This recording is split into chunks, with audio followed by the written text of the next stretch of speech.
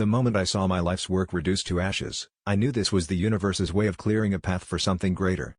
Standing amidst the charred remains of what was once my dream bakery, I felt an unexpected sense of peace wash over me. As the sun dipped below the horizon, its fiery colors painted the sky, mirroring the fiery resolve in my heart. Every setback, every tear shed over the past year, had led me to this pivotal moment of clarity. I realized that the true ingredients for success weren't just flour and sugar, but resilience, hope, and the courage to start anew. With each breath, I inhaled possibility and exhaled doubt. The next chapter wasn't just about rebuilding a bakery, it was about baking a life full of purpose and passion.